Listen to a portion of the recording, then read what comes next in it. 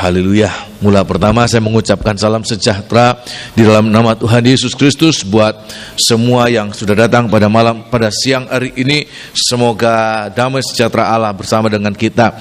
Saya mengucapkan terima kasih untuk setiap dukungan doa dari jemaat dalam perjalanan misi kami, dalam perjalanan pemberitaan Injil yang Tuhan percayakan buat kami, dan saya merasakan kekuatan dari doa itu sangat nyata. Oleh sebab itu jangan biarkan kami bergumul sendiri. Saya berada di garis depan, tetapi saudara berada di garis belakang. Dukungan doa saudara sangat berarti buat kami. Oleh sebab itu dengan jujur, dengan tulus saya harus mengatakan, saya mengucapkan terima kasih untuk setiap doa-doa saudara ya. Nah, pagi hari ini kita akan lanjutkan pemeriksaan kita di dalam kitab Injil Matius pasal 26. Kali ini kita akan lanjut pada ayat yang ke-6 sampai ayat 13 ya. Injil Matius pasal yang ke-26, kitab Injil Matius 26. Semua ayat-ayat yang akan kita baca ini merupakan suatu pengalaman ya, kejadian nyata yang dialami oleh Tuhan Yesus menjelang penyalipannya ya.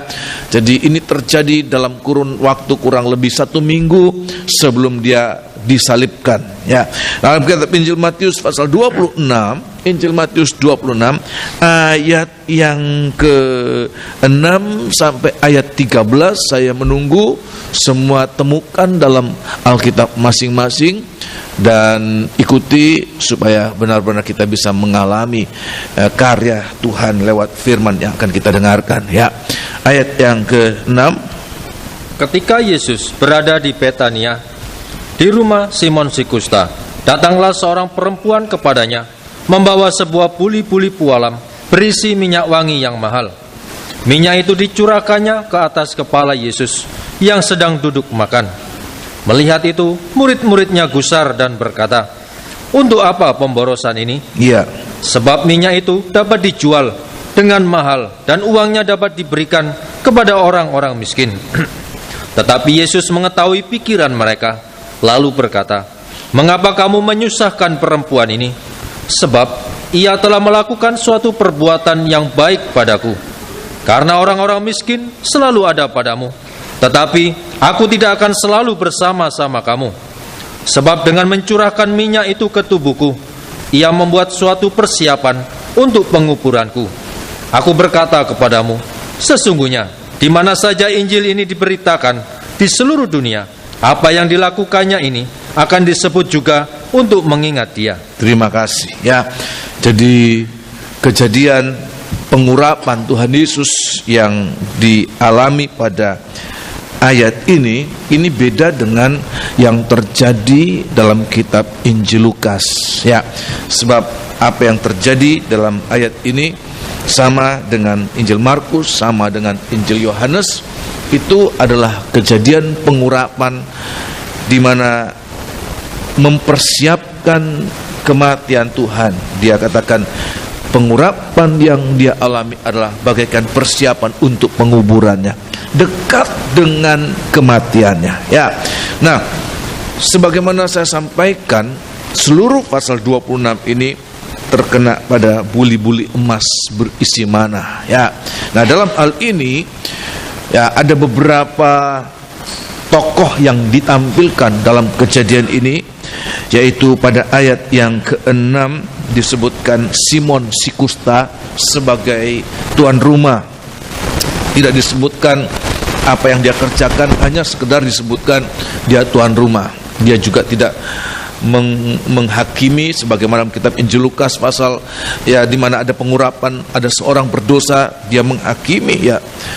Tetapi pada ayat yang ke-6 dia hanya sebagai pemilik rumah yang mengundang, yang di mana Yesus berada di dalam suatu jamuan makan. Ya. Tetapi saya melihat ya, di mana Simon ini punya kekurangan namanya kusta. Walaupun pada ayat ini tentu Simon tidak sedang mengalami kusta meleleh ya. Sebab orang Israel tidak diperkenankan orang kusta itu membaur di tengah-tengah masyarakat. orang kusta harus diasingkan. Sehingga kalau Simon sudah berada di rumahnya, bahkan sudah mengumpulkan, bisa mengundang orang-orang, itu berarti dia sudah mengalami keajaiban, kesembuhan. Sebab zaman dulu kusta itu adalah penyakit yang tidak dapat disembuhkan secara medis. Tidak ada tabib yang mampu menyembuhkan. Adapun kalau seseorang sembuh dari kustanya, tidak disebutkan sembuh tetapi tahir. Itu menunjukkan bahwa kusta itu hanya dapat disembuhkan oleh keajaiban Tuhan.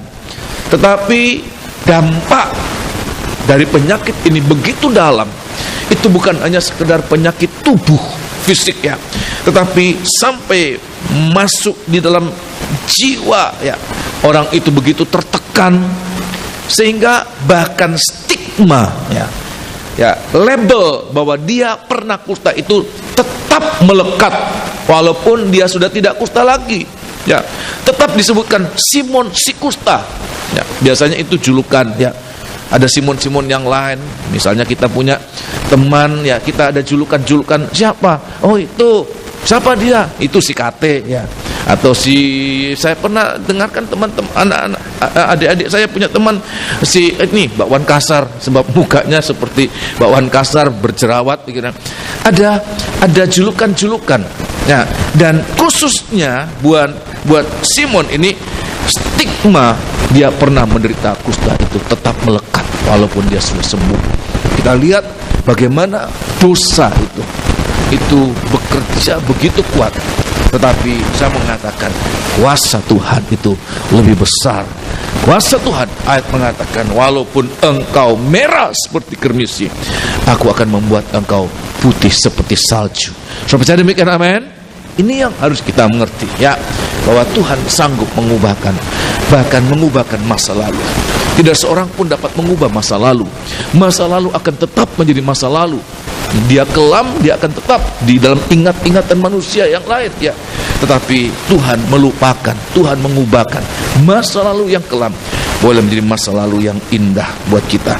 Oleh sebab itu di sini saya akan menyampaikan. Ya, kemudian pribadi yang kedua adalah ya, perempuan ini tidak disebutkan siapa namanya, tetapi dalam kitab Injil Yohanes pasal 12 jelas disebutkan Maria yang meminyaki Yesus.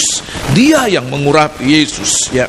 Dia sudah mengalami begitu banyak kebaikan-kebaikan Tuhan ya. Simon mengalami kebaikan Tuhan. Dia mengalami kebaikan Tuhan. Dia disembuhkan dari kustanya, tetapi dia pasif. Seperti tidak melakukan apa-apa, hanya sekedar mengundang Tuhan ya.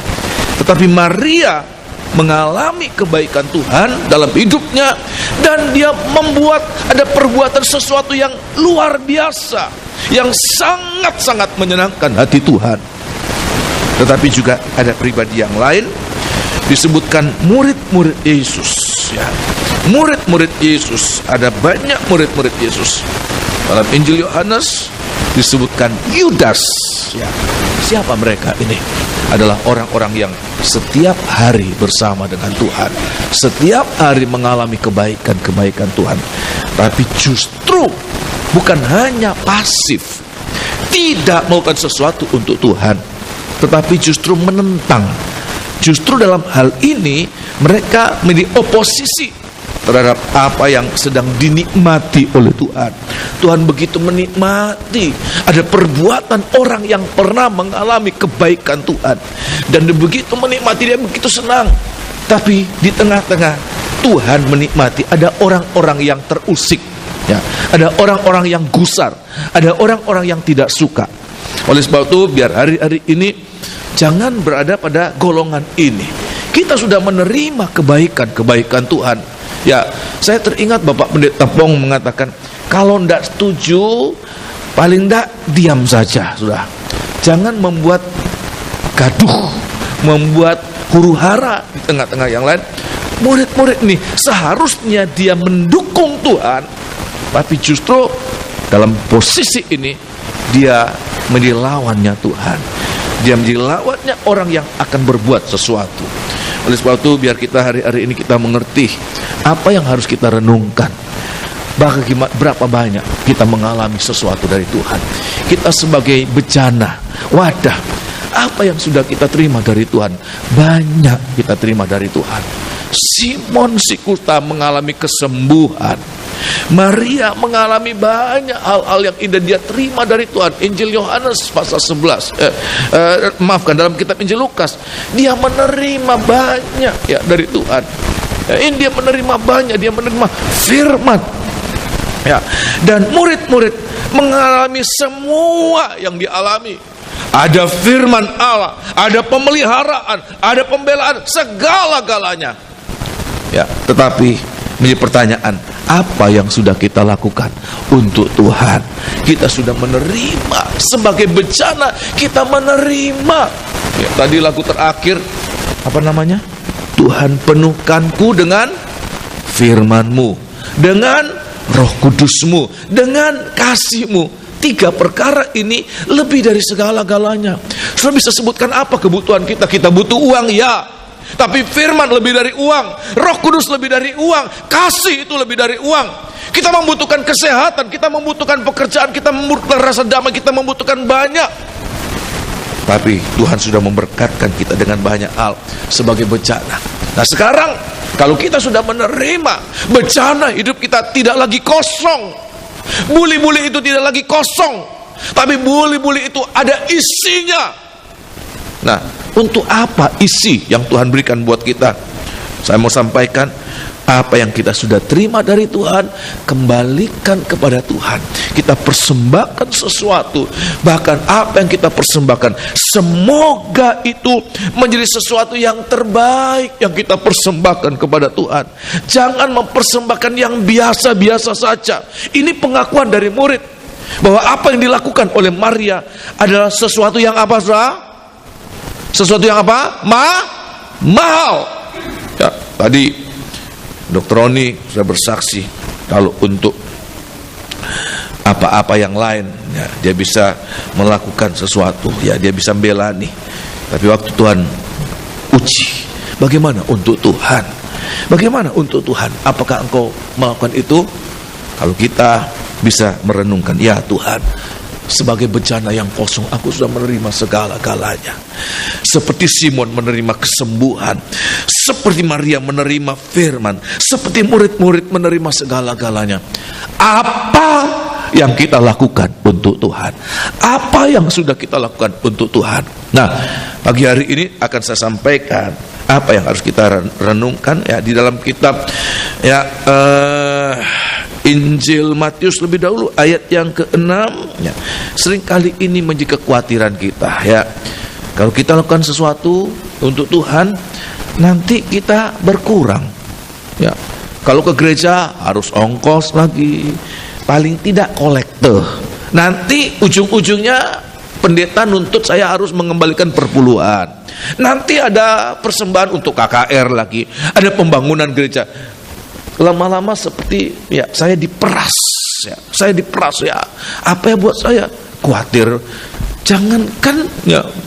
Jangankan untuk nyumbang-nyumbang, untuk bayar 1/10 saja rasanya kurang. Enggak mengembalikan persepuluhan saja sudah kurang, enggak cukup, apalagi dipotong perpuluhan lagi. Ya, sumbangan ini lagi, sumbangan ini. Bersungut-sungut. Tapi Tuhan katakan apa? Coba kita renungkan banyak yang kita sudah terima dari Tuhan. Sehingga Tuhan katakan apa? Ayat yang ke Injil Matius pasal yang ke-6, jangan khawatir, tapi lakukan sesuatu. Ayat yang ke-31, lakukan sesuatu, berikan sesuatu ya. Bahkan berikan yang terbaik. Apa yang kamu punya. Mungkin perempuan ini satu-satunya yang layak, yang dia punya yang paling mahal ya, itu adalah buli-buli berisi minyak narwastu. Ayat yang lain mengatakan setengah kati, harganya 300 dinar. Ayat yang lain 300 dinar lebih. Itu harga 1 tahun kerja ya, 1 tahun kerja. Sebab orang Israel kerja 1 hari 1 dinar. 1 tahun kerja, dia tidak belanja apa-apa ya. Dia hanya menabung ya. Kalau 1 tahun tidak potong belanja, tidak potong semua, itu 1 tahun kerja. 360 hari orang Israel dipotong hari Sabat, nggak boleh kerja, dipotong ada hari-hari raya, paling tidak ada 3 hari raya, ada 1 hari raya, sampai harus ada beberapa hari raya, harus 1 minggu, sehingga mereka tidak kerja pada saat itu, sehingga 300 itu paling tidak itu 1 tahun kerja, itu dipersembahkan kepada Tuhan. Ayat yang ke-31, Sebab itu, ya, janganlah kamu khawatir dan berkata, ya, apakah yang akan kami makan? apa yang akan kami makan? Apakah yang akan kami minum? Apa yang akan kami minum? Apakah yang akan kami pakai? Ya, Semua itu Ya. dicari bangsa-bangsa yang tidak dicari mengenal Allah. bangsa-bangsa yang tidak mengenal Allah. Akan tetapi, Akan tetapi, Bapamu yang di surga tahu ya, bahwa kamu memerlukan semuanya itu. ya, dan Tuhan sudah berikan. Saudara percaya demikian, amin? Saudara mengakui saudara dipelihara oleh Tuhan, amin? Saudara menerima sesuatu dari Tuhan, ya, kita menerima, setiap hari kita menerima, ya. Tetapi apa yang harus kita kerjakan kepada Tuhan? Ayat yang ke-33, setelah kita menerima, buli-buli kita, buli-buli bencana hidup kita ini enggak lagi kosong, tapi ada sesuatu yang kita terima dari Tuhan, bahkan berlimpah, ya. Perkara jasmani kita terima, perkara rohani kita terima, tetapi kita tidak pernah menyalurkan apa yang sudah kita terima ini, ya.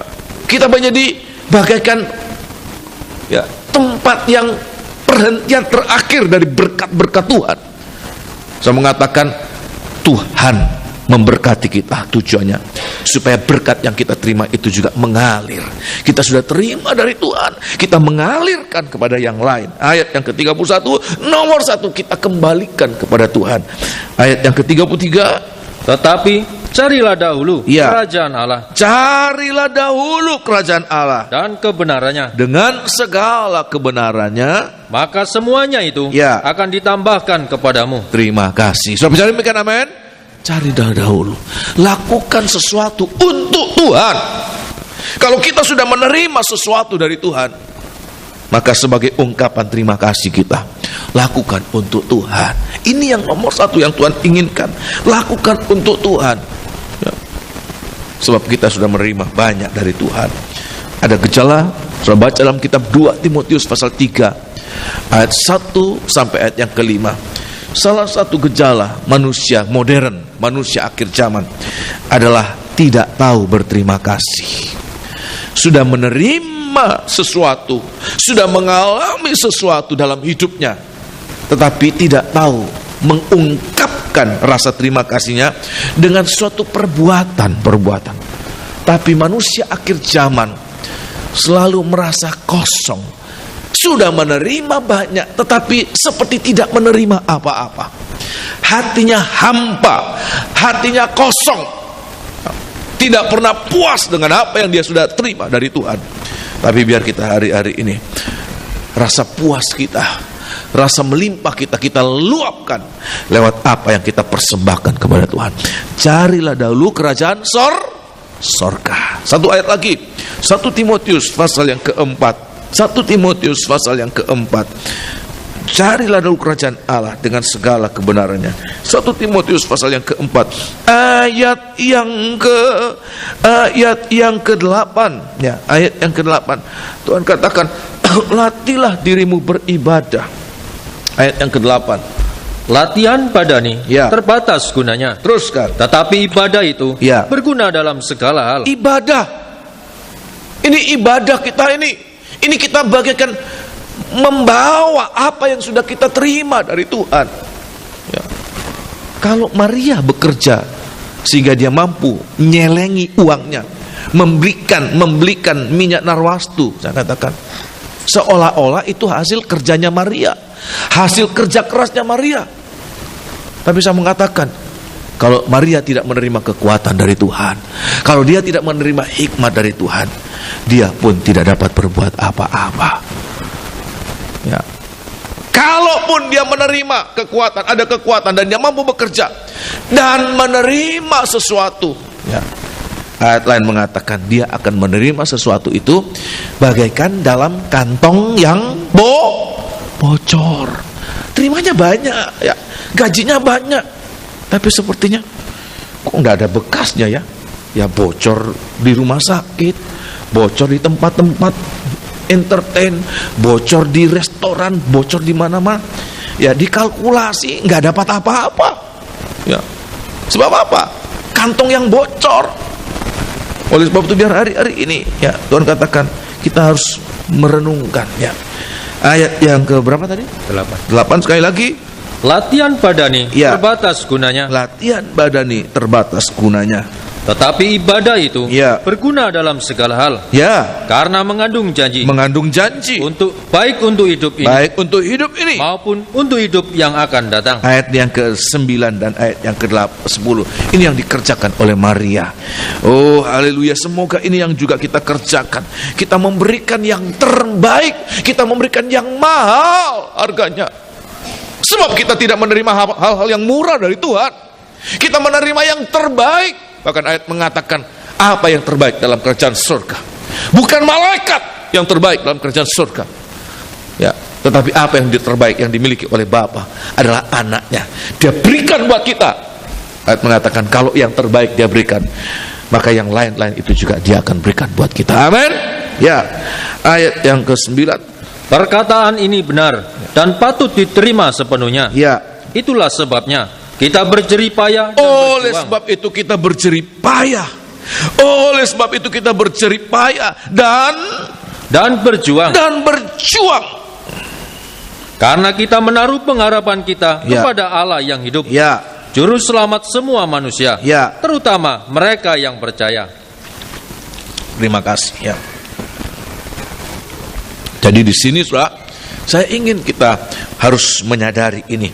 Sebagai orang-orang yang sudah diberkati oleh Tuhan, mendapatkan sesuatu, bahkan segala sesuatu. Rasul Paulus katakan kepada jemaat di Korintus, coba kita renungkan, bukankah segala yang kita miliki itu hanya kita terima dari Tuhan? Ya, kita pun bekerja. Tapi kekuatan itu dari mana? Kemampuan itu dari mana? Kalau bukan dari Tuhan. Kalau kita mau bekerja saja, tetapi kalau kita tidak ada kekuatan, maka kita tidak dapat berbuat apa-apa. Oleh sebab itu ayat lain mengatakan, di luar aku, tanpa aku, engkau tidak sanggup berbuat apa-apa. Kalau bukan Tuhan, biar kita mau kerja, maka kita tidak mendapatkan apa-apa. Seorang anak Tuhan, dia diizinkan oleh Tuhan mengalami penyumbatan di sarafnya ini, ya, dan dia stroke. Hanya sebesar biji beras katanya penyumbatan itu, ya. Tapi dia katakan itulah manusia. Kalau bukan Tuhan, hanya itu saja. Apa yang kita banggakan dengan kerja keras kita? Apa yang kita banggakan dengan kemampuan kita? Kalau bukan Tuhan, aku tidak dapat berbuat apa-apa. Kalau kita sudah mengerti ini, lakukan yang terbaik, ya. Ayat mengatakan perjuangkan ibadah kita, berjuang, berjerih payah untuk ibadah kita, ya. Walaupun pada saat kita mau memberikan yang terbaik, ada yang melawan kita, ada yang mencibir kita, yang tidak lain bukan orang dunia. Kalau kita baca murid-murid Tuhan, mereka mencibir, buat apa pemborosan? Kamu masih muda kok ke gereja. Buat anak-anak muda mungkin teman-temanmu mengatakan demikian. Kamu masih muda, ngapain ke gereja, senang-senang dulu. Kalau yang sudah berusaha, ya, hari Minggu, ya, istirahatlah. Ya, kalau tidak istirahat, ya cari uang lah. Sebab hari Minggu juga adalah kesempatan mencari uang. Di saat orang lain menghambur uang pada hari Minggu, orang yang pandai, orang yang pintar memanfaatkan untuk apa? Mengumpulkan uang. Ada orang-orang yang menghamburkan uang pada hari-hari liburan. Orang-orang yang pintar, mereka justru gunakan untuk mengumpulkan uang. Tapi Tuhan katakan apa? Pergunakan waktu-waktu yang ada ini. Ada kesempatan-kesempatan untuk apa? Berjuang, berjerih payah untuk ibadahmu. Kenapa? Sebab ibadah itu mengandung janji. Mengandung janji. Baik untuk sekarang ini maupun waktu yang akan datang. Tolong baca ayat yang ke-8. Ibadah itu yang dilakukan oleh Maria. Dia beribadah itu bukan sekedar datang ibadah, saudara, tetapi beribadah itu dia mempersembahkan sesuatu yang berharga. ada biasnya ibadah hari-hari ini ya. Ada penyimpangan-penyimpangan ibadah orang-orang hari ini. Apa itu? Mereka beribadah supaya mendapatkan. Ibadah supaya dilindungi oleh Tuhan. Ibadah supaya diberkati oleh Tuhan. Sehingga kalau mereka tidak ibadah, sebentar ya, kalau mereka tidak ibadah, takut kualat lah. Nanti kalau aku tidak ibadah, ya pekerjaanku ada masalah nanti, ya anak-anakku nanti kena masalah. Jadi ibadahnya takut jangan sampai tidak ada perlindungan Tuhan. Jadi ibadah itu supaya mendapatkan sesuatu. Ya, nanti kalau aku ibadah, tidak ibadah nanti, ya tokoku sepi. Nanti pekerjaanku banyak masalah. Nanti anakku sakit-sakitan. Nanti rumah tanggaku, ya nggak harmonis. Kenapa?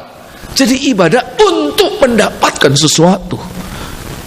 Sebenarnya ayat mengatakan ibadah orang Israel sejak di tanah Mesir, Tuhan katakan untuk mempersembahkan sesuatu, bukan untuk mendapatkan, mencari sesuatu. Ini yang sedang terjadi akhir zaman ini.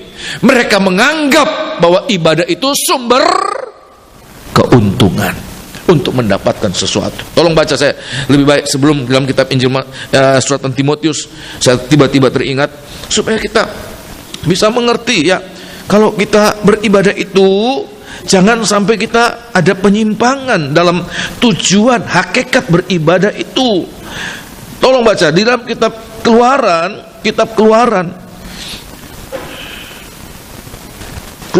pasal yang ke kitab Keluaran sebentar ya.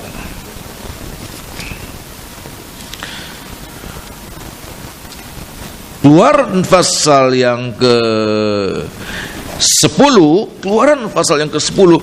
Satu saat ya orang Mesir, Firaun mengalami begitu bertubi-tubi dengan penghukuman. Kenapa? Sebab orang Israel mau beribadah dihalang-halangi. Kalau dulu yang menghalangi ya Firaun, orang-orang Mesir. Ya, tetapi dalam kitab kejadian mengenai pengurapan, justru murid-murid menjadi penghalang. Ya, ayat yang ke-24. Nah, ini kita lihat iblis punya rencana begini ya. Ayat yang ke-24. Lalu Firaun memanggil Musa serta berkata, Ya, Pergilah, beribadahlah kepada Tuhan. Nah, hanya kambing dombamu. Apa ini kambing domba? Inilah kekayaan, ini persembahan yang harus dipersembahkan kepada Tuhan. Hanya kambing dombamu dan lembu sapimu harus ditinggalkan. Juga anak-anakmu boleh turut beserta kamu. Ya, kamu boleh semua, seluruh keluarga. Pertamanya jangan, ya kamu saja, tidak boleh sama sekali, kamu saja. Ya, istri anak-anak tidak boleh dilepas sekarang. Tapi apa yang diikat? Hartamu, ya. Kambing dombamu, lembu sapimu ditinggalkan, ya. Teruskan. Tetapi Musa berkata, kita lihat jawaban orang yang terbuka matanya, sudah merasakan diberkati oleh Tuhan, dilimpahi dengan banyak-banyak kekayaan, ya, banyak-banyak kekuatan, banyak-banyak hikmat, segala sesuatu itu dia hanya terima. Tapi Musa berkata apa? Tetapi Musa berkata, bahkan korban sembelihan dan korban bakaran, ya, harus engkau berikan kepada kami, supaya kami menyediakannya untuk Tuhan Allah kami. Ya, dan juga ternak kami harus turut beserta kami. Ya, dan satu kaki pun tidak akan tinggal. Satu kaki pun tidak akan kami tinggalkan. Teruskan. Sebab dari ternak itulah kami harus ambil untuk beribadah kepada Tuhan Allah kami. Dan kami tidak tahu. Teruskan. Dengan apa kami harus beribadah kepada Tuhan? Ya. Sebelum kami sampai di sana. Terima kasih. Jadi kita harus mengerti ini, ya. Jadi kalau kita menyadari bahwa ibadah itu bukan untuk mencari sesuatu, bukan untuk mendapatkan sesuatu, tetapi untuk mempersembahkan sesuatu, maka kalau kita sudah punya pikiran demikian, kita tidak pernah sayang untuk memperjuangkan ibadah kita. Walaupun kita harus berkorban banyak hal, sudah berkorban uang, berkorban tenaga, berkorban kepandaian, Ya, berkorban perasaan, korban banyak yang kita korbankan. Tapi kalau kita tahu, untuk itulah kita diberkati supaya kita menjadi berkat. Supaya kita menyalurkan apa yang sudah kita terima. Nomor satu, kita kembalikan kepada Tuhan dalam bentuk ibadah. Lakukan itu. Jangan sampai kita beribadah hanya sekedar beribadah. Tuhan katakan kepada orang Israel dalam 3 macam ibadah mereka tiap tahun. Ya, 3 macam ibadah pokok. Jangan mereka datang dengan tangan hampa. Sudah tahu apa ini tangan hampa? Hanya untuk apa? Menerima. Tetapi ada sesuatu dalam tangan mereka untuk dipersembahkan. Ada sesuatu dipersembahkan kepada Tuhan. Ya, bagaimana kami? Ya, ada rasa malu kalau datang kepada Tuhan dengan tangan hampa. Tapi kami datang, ada sesuatu ya yang ada dalam tangan kami untuk kami persembahkan kepada Tuhan. Bukti bahwa kami sudah dipelihara oleh Tuhan. Maria lakukan itu. Perempuan itu sudah mendapatkan kesehatan, sudah mendapatkan kemampuan, dan dia sudah mendapatkan banyak. Ya, bahkan kekayaan itu yang besar itu dia persembahkan. Dan walaupun dia persembahkan, dia tidak merasa dia sudah melakukan sesuatu. Dia sudah berkorban, tapi dia merasakan apapun yang dia kerjakan itu hanya merupakan sesuatu yang dia terima dari Tuhan. Nah, murid-murid mengatakan itu pemborosan, buang-buang waktu, buang-buang semua, buang-buang uang.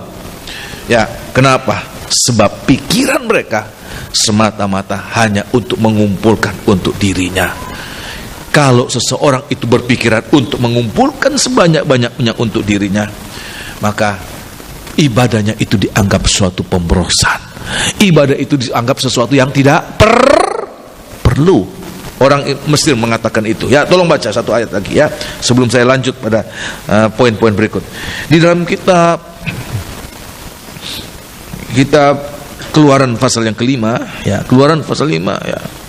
Ayat yang ke-9, ayat yang ke-9 ya, ini ayat yang ke-9, ayat yang ke-9 dan ayat yang ke-17, ayat 9 dan ayat 17 ya, ayat 17. Pekerjaan orang-orang ini harus diperberat. Pekerjaan orang-orang ini harus diperberat sehingga mereka terikat kepada pekerjaannya. Ya. Dan jangan memperdulikan perkataan dusta. Nah, itu apa perkataan dusta yang dikatakan oleh orang Mesir ya? Perkataan dusta itu firman Allah. Firman Allah dianggapnya bohong. Ya. Sebaliknya, coba kita lihat hari-hari ini. Ya, bagaimana manusia itu diputar otaknya. Firman Allah dikatakan perkataan dusta, tapi justru perkataan dusta dianggap suatu kebenaran. Coba kita lihat hari-hari ini, zaman kita, bagaimana manusia itu begitu peka. Ada rumor, ada sesuatu perkataan-perkataan, ada kabar-kabar yang belum tentu terbukti kebenarannya, tapi notabene sudah dipercayai, paling tidak sudah mempengaruhi seseorang. Sedangkan kalau firman Allah disampaikan, sulit sekali mengerti, sulit sekali percaya. Mungkin mengerti, tapi tidak mau percaya. Ya, nah oleh sebab itu biar hari-hari ini kita harus mendengarkan perkataan Tuhan. Firman Allah dikatakan perkataan dusta. Ayat yang ke-17, ayat 17. Tetapi ia berkata, ya, pemalas kamu, pemalas, teruskan. Itulah sebabnya kamu berkata, ya, izinkanlah kami pergi mempersembahkan korban kepada Tuhan. Terima kasih. Beribadah dianggapnya pekerjaan sia-sia, pemborosan, bermalas-malasan. Orang yang beribadah dianggap apa? Pemalas. Saya teringat satu saat ya tulisan dari pendeta Billy Graham. Mereka dari keluarga petani ya, tapi bukan petani seperti kita. Petani mereka itu petani yang hebat, orang-orang kaya ya, ladang yang besar dengan pendapat yang banyak ya, tapi juga bekerja keras ya. Mereka bekerja bangun 4 pagi sudah memerah sapi untuk ambil susunya ya. Kakaknya nyeletuk, kamu mau jadi pendeta, kamu mau menghindar dari pekerjaan bertani ya, kamu ini mau lari dari pekerjaan ini. Dengan kata lain, kamu apa? Pemalas. Tapi Tuhan katakan, justru ibadah itu bukan pekerjaan para pemalas. Kalau ibadah itu sungguh-sungguh dikerjakan sungguh-sungguh, justru ibadah itu suatu perjuangan. Tadi kesaksian istri saya, kesaksian juga banyak saudara-saudara ya, dalam ibadah khususnya yang baru saja kita lewati, banyak sekali pergumulan ya, yang harus kami lewati secara fisik, banyak pergumulan juga secara secara psikis, secara rohani, ada banyak pergumulan dan pengorbanan.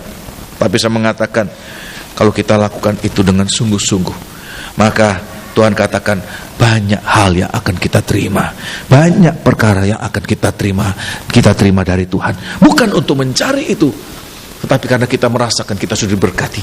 Toh apa yang kita persembahkan itu nanti akan kembali kepada kita juga.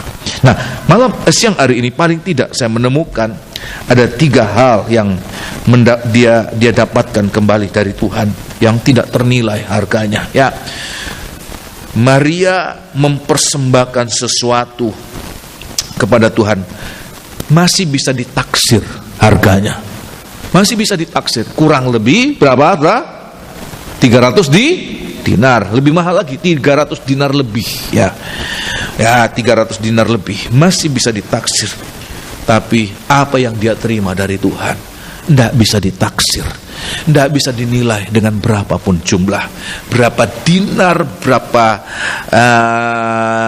dolar, berapa rupiah, kita tidak bisa menilai itu ya, sebab terlalu mahal.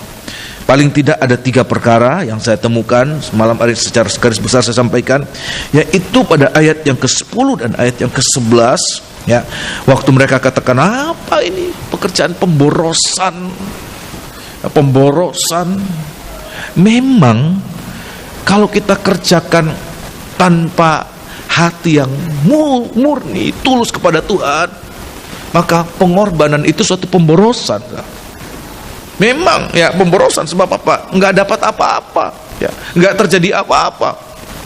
Keluar uang, keluar waktu, bertahun-tahun ibadah, tapi kalau tidak itu mempersembahkan kepada Tuhan, itu suatu pemborosan. Buang-buang waktu, enggak mengalami apa-apa. Tapi kalau kita kerjakan sungguh-sungguh, itu bukan pemborosan. Justru itu sesuatu yang mengundang apa-apa yang bernilai itu kembali kepada kita ya. Ayat yang ke-10 dan ayat yang ke-11. Apa kata Tuhan ya? Tetapi Yesus mengetahui pikiran mereka, lalu berkata, perhatikan, mengapa kamu menyusahkan perempuan ini? Mengapa kamu menyusahkan perempuan ini? Sebab ia telah melakukan suatu perbuatan yang baik kepadaku. Ya. Karena orang-orang miskin selalu ada padamu. Ya. Tetapi aku tidak akan selalu bersama-sama kamu. Terima kasih. Ya. Jadi apa yang pertama kita terima dari Tuhan pada saat kita melakukan sesuatu yang baik kepada Tuhan adalah kita mengalami pembelaan Tuhan. Oh, luar biasa. Ada pembelaan Tuhan. Mereka meneror perempuan ini, tapi kalau kita lakukan itu dengan murni, hati yang murni, karena kita mengasihi Tuhan. Oleh sebab itu saya ingin menggugah, saudara. Saya tidak menggerak-gerakkan, ayo korban, ayo korban. Kalau saudara korban bukan dengan hati yang mengasihi, saudara, korban itu pemborosan namanya. Saudara tidak dapat apa-apa, itu namanya pemborosan. Korban tenaga itu suatu pemborosan. Coba tenaga saudara pakai untuk cari uang, karuan daripada saudara berikan kepada Tuhan, tetapi tidak dengan hati yang murni kepada Tuhan, itu suatu pemborosan benar. Tapi Maria merasakan itu bukan pemborosan, tapi itu sesuatu yang sangat dia inginkan. Kenapa? Dia mengasihi Tuhan. Maka apa yang dia alami? Nomor 1, dia akan mengalami pembelaan Tuhan, pembelaan yang ajaib. Ya, pembelaan yang ajaib di dalam kitab ya Roma pasal yang ke-8, suratan Roma pasal 8. Oh, haleluya. Roma pasal 8 ayat yang ke-31. Seandainya Tuhan tidak membela kita, seandainya Tuhan tidak membela kita, maka hidup kita ini seperti berada di tengah-tengah apa, saudara? Di tengah-tengah apa, saudara? Maut. Raja Daud mengatakan, hanya selangkah hanya selangkah. Tapi tadi Bapak Gideon mengatakan hanya beberapa senti, ya. Hidupnya hanya beberapa senti dari maut. Ya, enggak sampai selangkah, hanya beberapa senti saja, ya. Seandainya Tuhan tidak membela kita, segala sesuatu yang kita lewati, segala sesuatu yang kita tuju, ya, seperti bisa menyebabkan kematian. Ya. Saya teringat waktu saya melihat ada tayangan orang-orang yang mencari ular kobra di India, para pemburu ular kobra, king cobra bahkan, ya. Narator mengatakan mereka tidak memperdulikan dan mereka tidak tahu bahwa mungkin langkah itu adalah langkah terakhir. Hari itu adalah hari terakhir buat mereka. Sebab mereka seperti bermain-main dengan maut. Tapi sebenarnya itulah realita. Kita seperti berada di tengah-tengah maut. Raja Daud mengatakan, hanya selangkah, hanya sehasta antara kita dengan maut. Seandainya Tuhan tidak membela kita, segala sesuatu itu bisa menyebabkan kematian. Tapi kita dengarkan apa Rasul Paulus katakan buat orang-orang di Roma. Roma ini orang-orang di Roma ini orang-orang yang berada di ibu kota ini, ya, kerajaan atau kekaisaran Romawi ini berada seperti jemaat di Roma berada di tahta iblis. Kaisar Romawi itu bertahta di sana. Seperti mereka berada di tahta iblis. Iblis dengan sesukanya bisa melakukan sesuatu. Sebab apa? Berada di sekitar, dalam lingkup, ya, dalam lingkup kuasanya. Kita berada di dalam keadaan yang demikian. Ayat yang ke-31, perhatikan. Sebab itu, ya, apakah yang akan kita katakan apa yang tentang akan semuanya kita katakan? itu? Ya, teruskan. Jika Allah di pihak kita, kalau Allah yang berada di pihak kita, perhatikan, siapakah yang akan melawan kita? Sudah percaya demikian, amin? Sekali lagi, ya. Sebab itu, ya, apakah yang akan kita katakan tentang semuanya itu? Ya, terlalu banyak kebaikan-kebaikan. Ya, teruskan. Jika Allah di pihak kita, siapakah yang akan melawan kita? Amin, kasih pembelaan Tuhan. Satu ayat lagi, ya. Suratan 1 Yohanes, kita berada dalam keadaan yang demikian. Saudara, jangan anggap kita aman. Oh, aman. Kalau ada perang, oh masih jauh. Ya, ada apa? Dunia sekarang itu kita tidak tahu apa yang ada di bawah bumi kita ini, lempengan bisa terjadi sewaktu-waktu gempa bumi. Ya, kita tidak tahu apa yang akan terjadi di udara itu, bisa terjadi sewaktu-waktu yang sangat dahsyat. Tapi kita lihat, sebab kita bagaikan berada di tengah-tengah tahta iblis. 1 Yohanes seperti orang-orang di Roma. Tapi Rasul Paulus katakan, kalau Allah di pihak kita, kalau Tuhan di pihak kita, Dia akan membela kita apapun yang akan kita hadapi. Amin. Ya. 1 Yohanes pasal yang kelima. Sebentar. Suratan 1 Yohanes pasal yang kelima, ayat yang ke-18, ya. Bukan hanya terhadap mara bahaya, kecelakaan, kematian, sakit, penyakit, ya.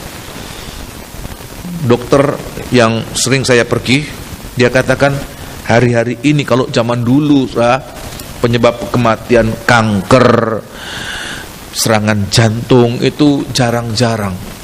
Dia katakan sekarang ini terjadinya di sekeliling kita, orang-orang dekat-dekat itu, dan banyak kali terjadi, sering kali.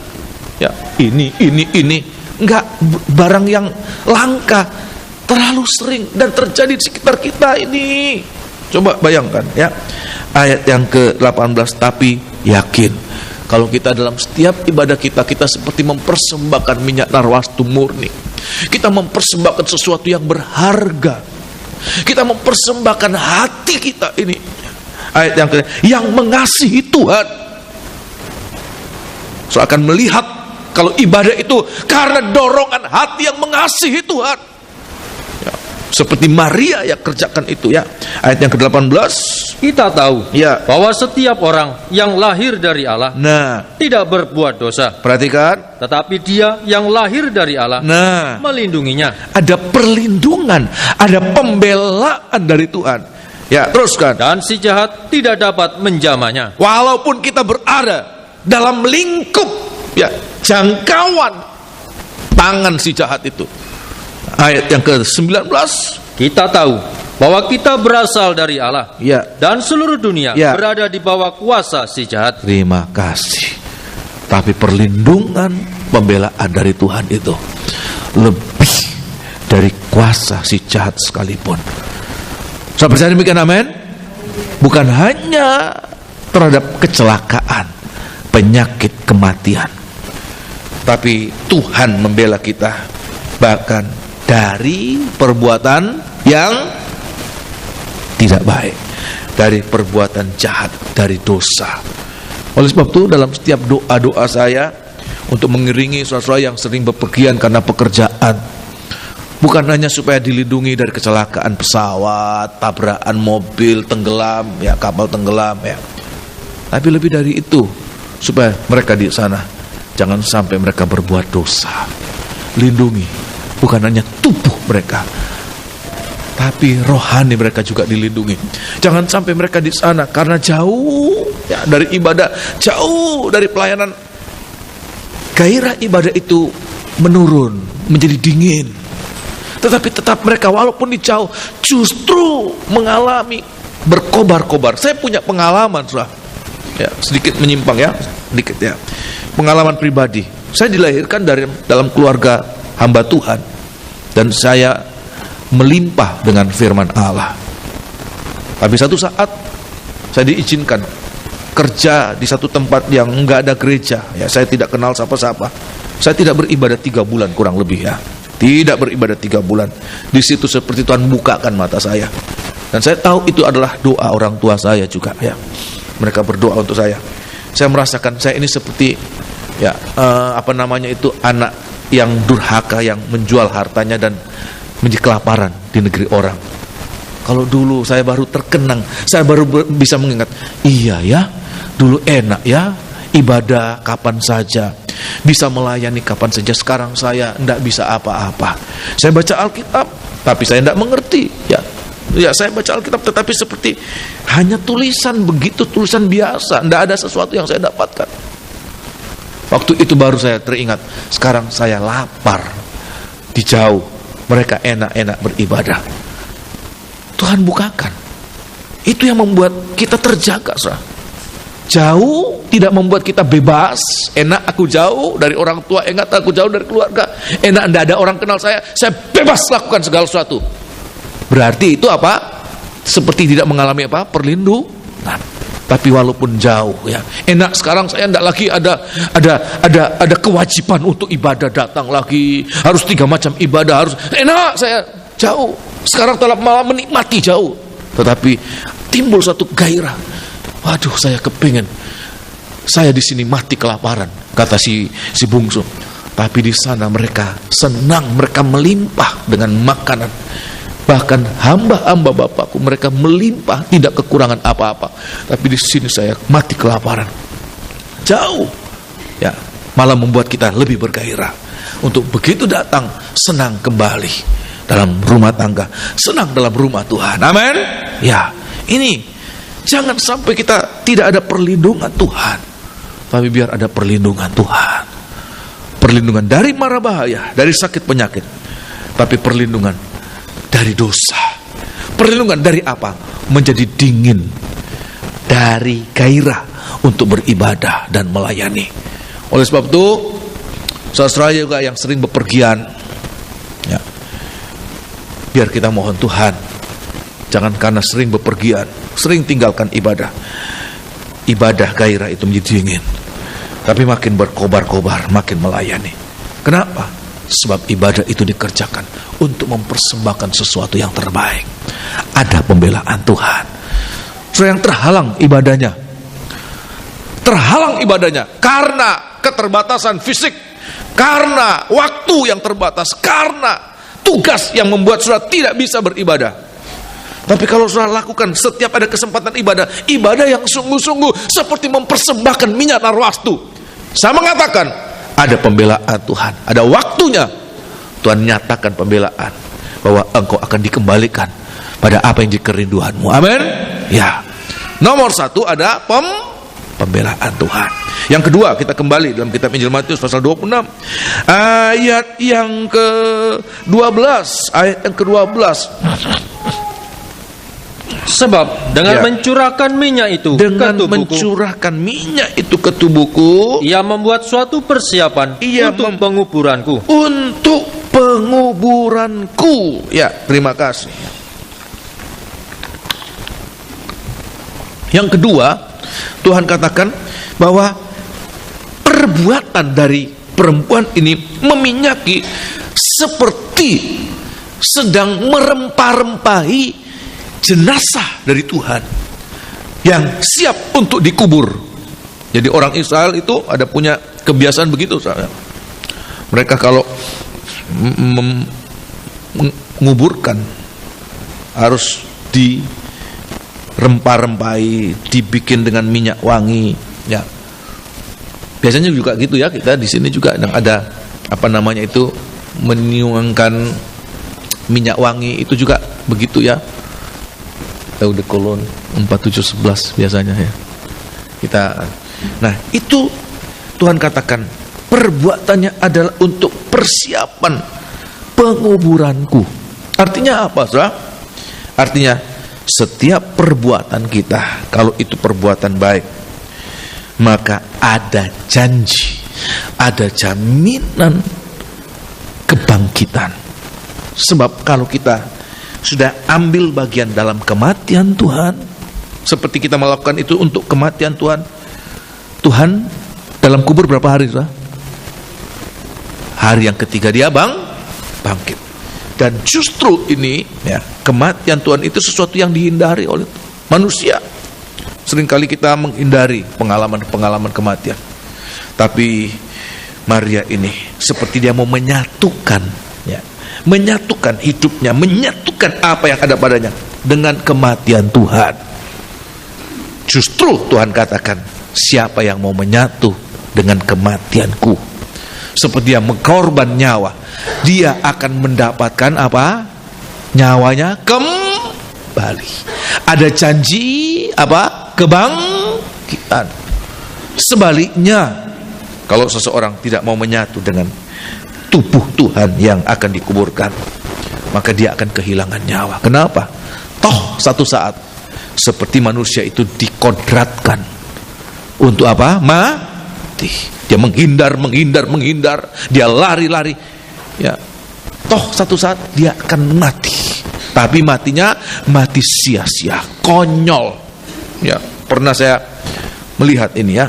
Ada orang-orang yang lari dari mana itu ya? Entah dari Aceh atau dari mana ya. Ada gempa bumi, ada tsunami, dia lari dari sana ya. Lari ke Sukabumi, bukan Sukabumi, apa yang di Jawa Barat itu. Lari ke situ, kena mati di situ ya. Dia lari dari maut. Ya. Dia lari dari maut, ya mati juga, seperti maut itu mengejar-ngejar dia ya. Ya. Kenapa? Dia mau menyelamatkan dirinya, tidak mau menyatu dengan kematian Tuhan. Malah dia mengalami kematian yang sia-sia. Tapi kalau kita mau ambil bagian dalam kematian bersama dengan Tuhan, apa prakteknya? Pengalaman kematian bersama dengan Tuhan, kita mau berkorban sungguh-sungguh. Kita lakukan apa-apa. Kita tidak mencari kesenangan dalam setiap ibadah kita. Kesenangan maksudnya kesenangan sendiri, kesenangan tubuh kita, kesenangan diri kita, selera kita. Tapi kita lakukan saja untuk Tuhan dalam kematiannya. Maka orang yang menyatu dengan kematiannya akan menyatu juga dalam kebangkitannya. Tolong baca ya. Roma ada janji kebangkitan. Roma pasal yang ke-6 ya. Roma pasal yang ke-6, bahkan kebangkitan bersama dengan Tuhan, kebangkitan sesudah kematian, kebangkitan bersama dengan Tuhan itu bagaikan meterai. Dia tidak lagi akan mengalami apa?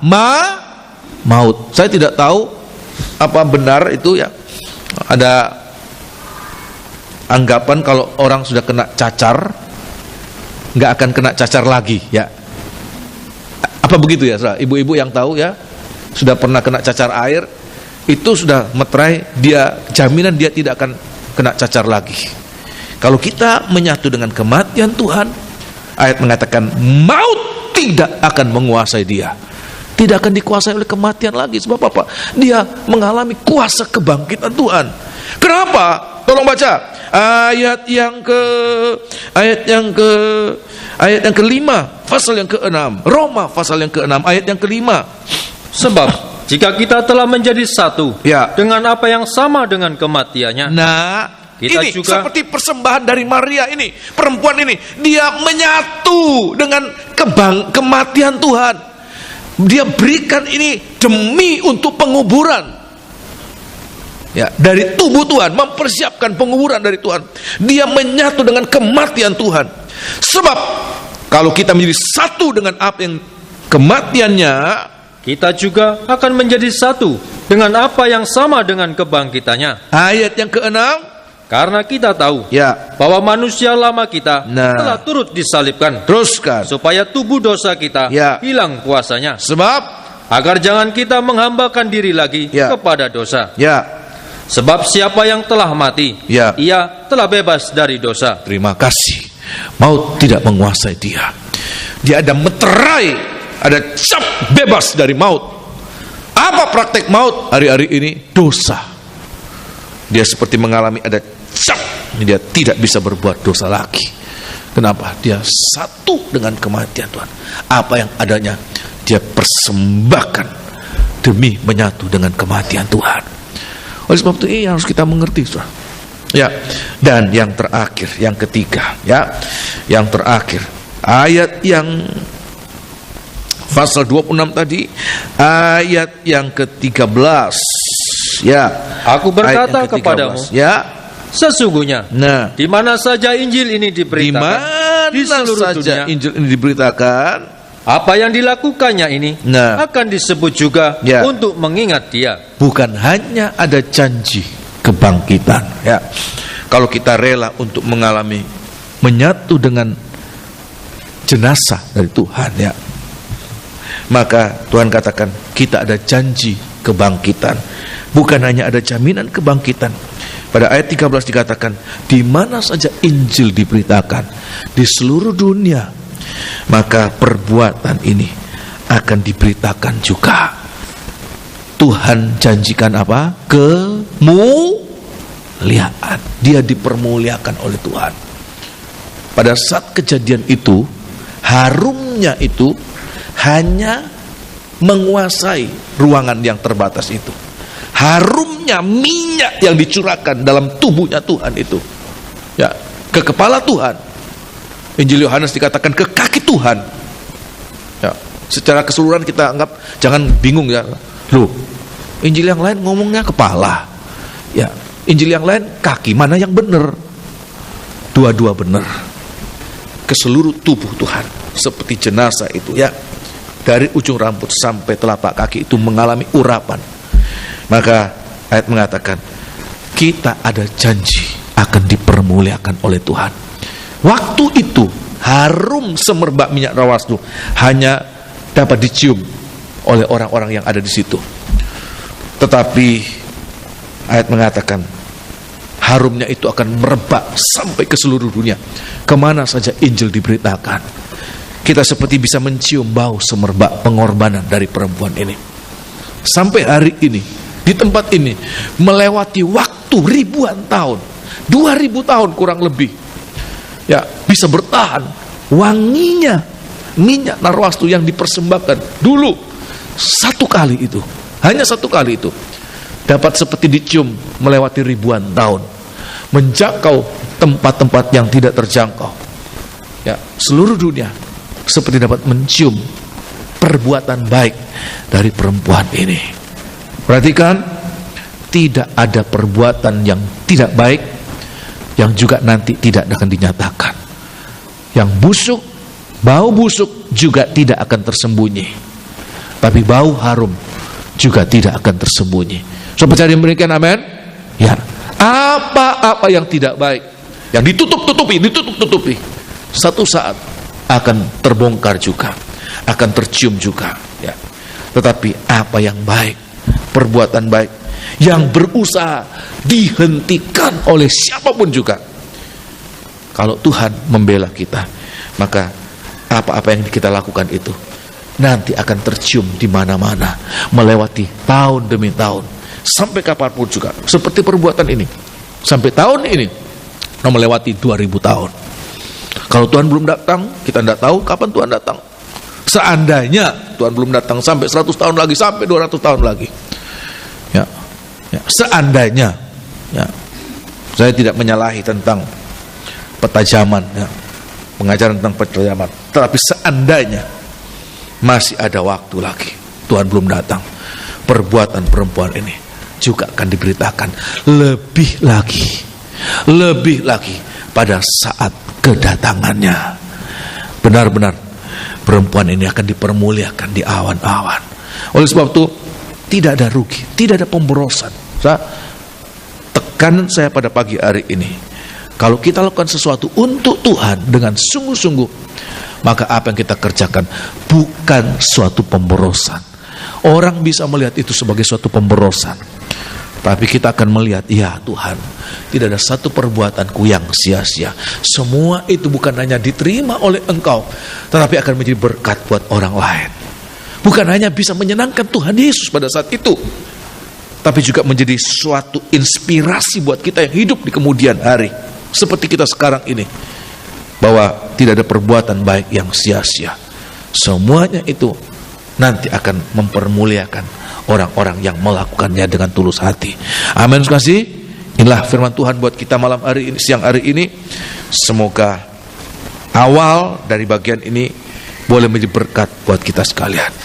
Apa yang busuk tidak bisa disembunyikan, tapi apa yang harum juga nanti akan dinyatakan, tidak bisa tersembunyi, akan dinyatakan juga. Kita akan nyanyikan satu lagu.